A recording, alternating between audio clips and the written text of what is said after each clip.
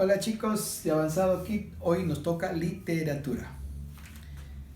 Ya en la clase anterior comenzamos con lo que es la literatura peruana. Hoy vamos a hablar de la literatura colonial en el Perú. Precisamente colonial se trata de la colonia, mejor dicho, la época del periodo después de la conquista. La conquista y luego viene la colonia, ¿no? Y el virreinato del Perú. Muy bien. ¿Qué periodos está comprendido la literatura colonial en el Perú? Está comprendido desde fines del siglo XVI, 1600, hasta el siglo XVIII, 1800, cuando ya nos liberamos de los españoles.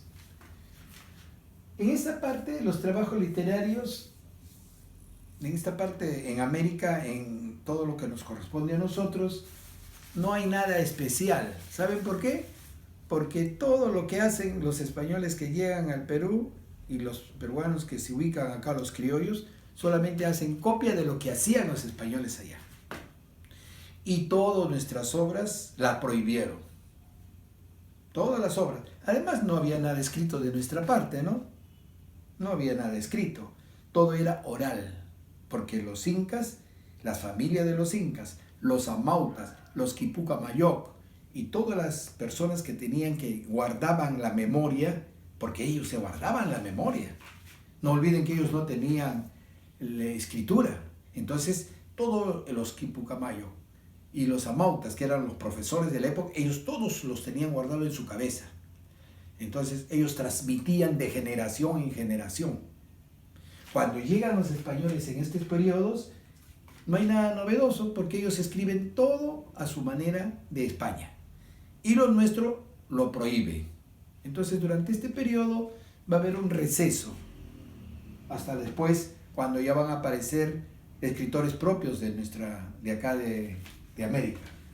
Muy bien. ¿Cómo va a pasar este periodo de la colonia? Va a pasar un momento muy álgido, muy difícil. Porque después de la conquista, ¿qué va a venir? La pelea. Los conquistadores van a pelear entre ellos. Pizarro pelea con Diego de Almagro, se matan entre ellos, al final se matan entre ellos. ¿Por qué? Porque ellos decían, esto me toca a mí, esto te toca, no, este es mío, este es tuyo, yo estoy más cerca acá, aquí, cerca del mar, y vino una guerra civil entre ellos, hasta que intervino España. Dijo, no, esto no puede seguir acá, aquí tenemos que poner una autoridad, y van a poner un virrey, y ahí desaparece. Pero eso es parte de la historia, ese es el contexto histórico. Lo que ahora nos vamos a referir es propiamente a la literatura colonial. ¿Cómo se caracteriza esta literatura nueva que viene importada de España? Primeramente se va a dividir en 3 etapas literarias, ¿no? La primera etapa se llama la etapa clásica, propio del lugar, se va a desarrollar entre el siglo XVI y siglo XVII. Se va a consolidar la colonia, mejor dicho, ya no va a haber guerra entre los conquistadores, y va a predominar la poesía lírica y épica, pero tal como es el estilo español, porque nada nuevo va a haber. Ya en la etapa gongorista y barroca va a pasar lo mismo, esa es una etapa. Como dice su nombre, gongorista, van a imitar ¿a quién? Al español Luis Góngora y Argote, que era uno de los grandes poetas pues allá en España, ¿no? Lo que vamos a hacer es comenzar a imitarlo a él. ¿No? Lo vamos a imitar a él y se va a cultivar entonces la poesía y la prosa. Ya vamos avanzando, llegamos a la etapa de la influencia francesa. Aquí sí va a haber un cambio. ¿Por qué? Porque en esas circunstancias se va a desarrollar en el siglo XVII-XVIII. ¿Qué sucede en el siglo XVII-XVIII en Francia? Se levanta el pueblo francés, pues, comienza la Revolución Francesa. ¿Y cuál es el fondo de la Revolución Francesa? Las ideas liberales, las ideas libertarias. El pueblo lucha para ser libre. ¿De quiénes? De los monarcas. Porque antes los monarcas eran la autoridad máxima. Nadie le podía discutir. Ellos decían, hay que matarlo, lo mataban. Hay que hacer esto y se hacía. Entonces literalmente también estaba dominado la literatura. Entonces ya con las ideas libertarias de la Revolución Francesa van a venir, en este periodo de la influencia francesa, van a venir de Europa barcos científicos, traer libros y ideas libertarias al Perú. ¿Eso qué va a ocasionar? A ver, ¿qué sucede en América? La revolución de Túpac Amaru. No vayan a pensar que a Túpac Amaru lo hacen siempre aparecer como un indio, no, no. Claro, todos tenemos esa raza mestiza, ¿no? Pero él era un hombre muy culto. Túpac Amaru no era cualquiera. No olviden que él era un empresario. ¿Cuál era su empresa de Túpac Amaru? Él tenía mulas, caballos y llamas y transportaba mercaderías y bultos de la costa a la sierra. Entonces en esa empresa en esa época no había carros, ni ómnibus, ni camiones, pero él sí tenía su empresa de transporte. Y eso le permitía venir a Lima, comprar libros, ¿no? Y de paso, él va a recibir la influencia francesa, Túpac Amaru, en esa época. Y él va a decir, no, ¿por qué España nos tiene que someter a nosotros? Si esta es nuestra tierra, este es nuestro pueblo. Y eso da la razón que él da el golpe. Y va a ser el primero que en América se va a levantar contra los españoles. Y precisamente, él va a ser el que va a dar la idea que todo el mundo se levante. Y lo llegamos a vencer porque su idea, como dice Romualdo en su poesía, ¿no? Podrán dinamitarlo, podrán volarlo, pero no lo van a desaparecer porque su idea de revolución, de libertad, que él aprendió de los franceses, va a servir para la historia y para muchos peruanos, ¿no? Para que seamos libres. Ya después vino San Martín, pero cuando ya el pueblo se había levantado. Pero bueno, eso es parte de la historia, que tenemos que ver dentro del contexto histórico que sucede. En este periodo, como les decía, los franceses nos van a traer esa idea, ese pensamiento de libertad, liberal. Libros, ¿cómo debemos? Nos van a hablar de grandes como Voltaire, ¿no? Que son pensadores de esa época y con ideas innovadoras. Y por lo tanto va a revolucionar la literatura en esta parte de América. Entre las obras que van a sobresalir, vamos a nombrar algunas de ellas nomás. Por ejemplo, los comentarios de reales del Inca Garcilaso de la Vega, ¿no? Nueva Crónica y Buen Gobierno, La Cristiana de Diego Ojeda, Dientes del Parnaso de Juan del Valle, entre uno de los tantos, que va a desarrollarse durante el periodo colonial. Ya después en adelante iremos viendo otros periodos. Es importante, chicos, ustedes, porque la literatura tiene que ver mucho con la historia. Por eso yo les toco el contexto histórico. Cómo es que se desarrolla la literatura a través del momento que se da en el siglo y en el periodo mundial. Porque nosotros recién habíamos sido conquistados, pero también otros pueblos como Francia ya se estaban liberando del yugo absolutista de los reyes de esos momentos. Muy bien, chicos, y he tomado de uno de nuestros grandes escritores, que es el Inca Garcilaso de la Vega, un cusqueño que vivió acá hasta los 20 años, luego se fue a vivir a España, y ahí escribió todas sus obras, de todo lo que él había vivido acá. He tomado su obra llamada Los comentarios reales del Inca. Chicos, es importante que mamá, papá siempre le digan, señora, si usted está escuchando, está acompañando a sus niños o niña, inculcarle la lectura.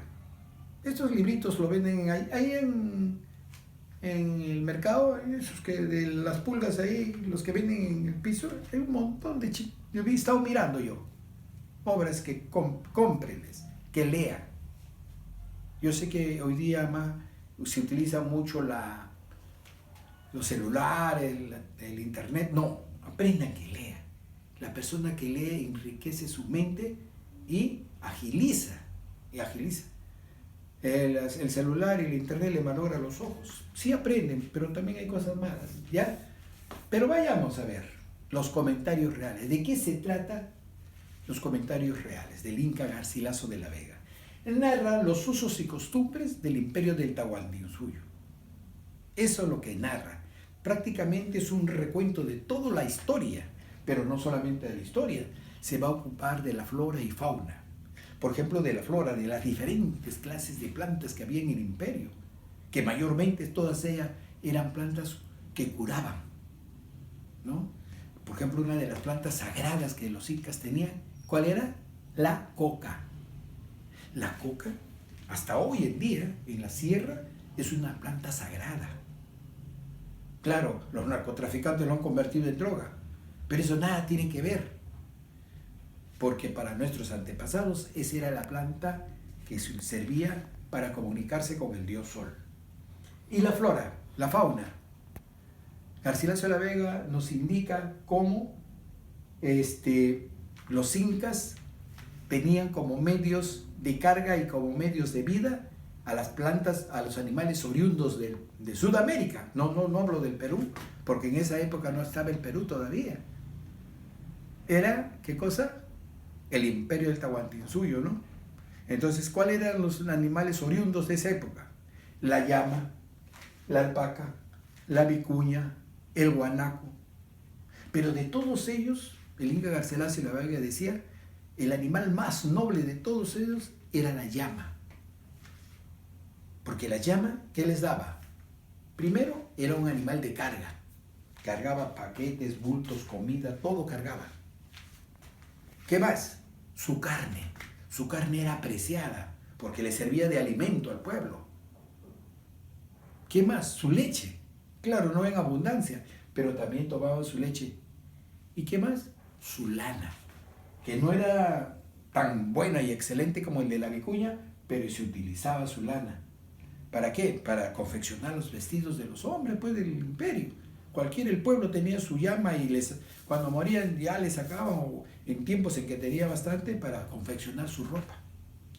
Pero de todos ellos se veía algo muy especial: el uso de la lana de la vicuña. Era un uso real. Mejor dicho, solamente los que podían usar la lana de la vicuña, porque era una lana muy especial, y es especial porque da mucho abrigo, era el Inca y la gente noble. Ellos nomás podían usar eso. Entonces la lana también era de uso real, ¿no? Ahora, ¿qué otra cosa nos relata el Inca Garcilaso de la Vega en los comentarios reales? Nos relata los 4 grandes momentos que pasa el Tahuantinsuyo. ¿Cuál es el primer momento? El primer momento le llaman el tiempo legendario. Mejor dicho, la fundación del imperio de los incas. ¿Cuál es? Manco Cápac y Mamaocllo. Según él, dice que de las aguas del lago Titicaca salió en una espuma el Inca Manco Cápac y su esposa Mamaocllo, mandado por el Padre del Sol para fundar, ¿no?, el imperio de los incas. Ese es el periodo legendario, ¿no? Y viene luego la etapa de la confederación. Y precisamente Manco Cápac y Mamaocllo va a unir a todos los pueblos para juntar y hacer un imperio. Va a reunir a todas las razas y va a formar. Entonces este periodo de la confederación es la unión de todos los pueblos. Comienza en Puno, luego va al Cusco y se va hasta Colombia y hasta Chile. Imagínense qué inmenso fue la expansión. Y luego va a venir la etapa del apogeo, mejor dicho, la grandeza del imperio incaico y su expansión. Para eso vamos a tener ¿a quién? A Pachacútec. Pachacútec va a ser el Inca que va a expandir lo más grande, como hace un momento les dije, hasta Colombia y hasta Chile.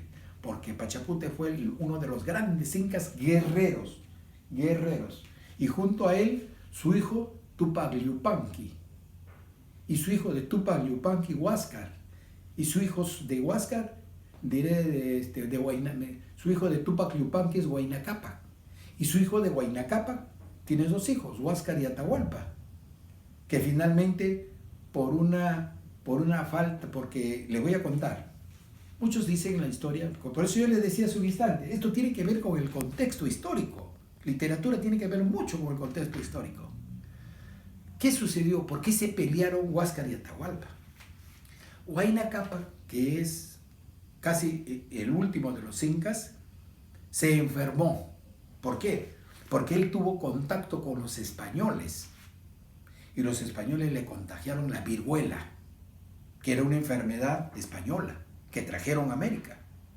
Entonces Huayna Cápac no tuvo tiempo de designar Porque una parte de esto era que los incas gobernaron el Tahuantinsuyo ordenadamente, porque el inca antes de morir decía, hijo, tú vas a ser, tú estás el mejor preparado, tú vas a seguirme. Y así gobernaron el imperio. Pero ¿qué pasó con Huayna Cápac? Él no pudo nombrar a su sucesor, mejor dicho, al siguiente inca, porque tenía 2 hijos, uno de ellos tenía que ser. Al no haberlos nombrado, se pelearon entre hermanos. Y ahí aprovecharon los españoles y no conquistaron. Entonces, en la última parte, además explica el Inca Garcilaso de la Vega cómo ellos se iban formando, los futuros gobernantes del imperio, ¿no? Y luego, cómo hacían para conquistar a sus pueblos cercanos. Como lo hacía Pachacuti. Pachacuti iba y les decía a los pueblos, tú tienes que pertenecer al imperio. No, que yo no quiero, a la buena, a la mala. Pero había pueblos que decían, sí, está muy bien, queremos pertenecer, ¿qué tenemos que dar y qué nos dan ustedes? Y así el imperio creció. Chicos, qué bonito. El comentario, ya saben, ¿no? Esta es la primera parte, porque hay después una segunda parte que después ya la haremos más adelante. Chicos, qué interesante el tema del día de hoy. Espero que me estén enviando las fichas de trabajo, ya les he dicho. Ya les he mandado con nombres, no espere que yo les esté hablando públicamente, no me gusta, pero ustedes tienen que cumplir. Nos estamos viendo en la próxima clase.